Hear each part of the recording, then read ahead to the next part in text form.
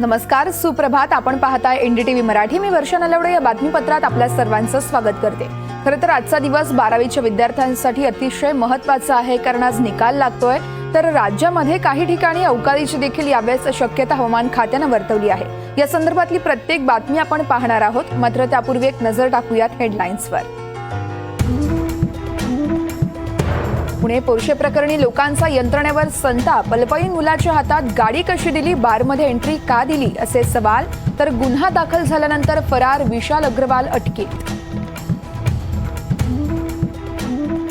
महाराष्ट्रात रात्री 11:30 वाजेपर्यंत 54.29% मतदानाची नोंद. निवडणूक आयोगाची माहिती. तर 8 राज्यांपैकी सर्वात कमी मतदान महाराष्ट्रात.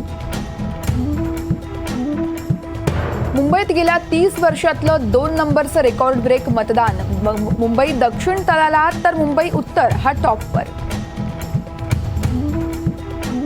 आज 12वीचा निकाल दुपारी 1 वाजल्यापासून निकाल बोर्डाच्या साईटवर ऑनलाईन पद्धतीने उपलब्ध होणार. केरळच्या अनेक भागात मुसळधार पाऊस. भूस्खलनाचा देखील मोठा धोका. अनेक जिल्ह्यांना रेड अलर्ट.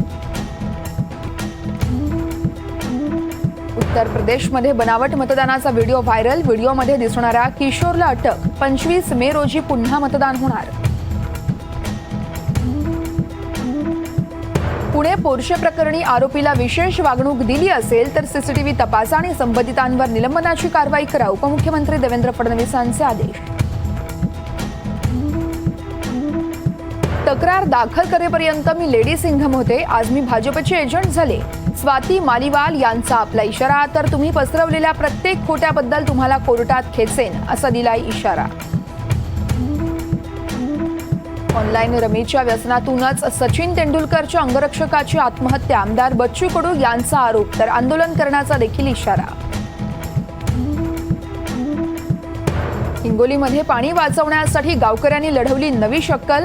बाजेवर बसून अंघोळीनंतर जमा झालेल्या पाण्याचा निचरा जनावरांसाठी.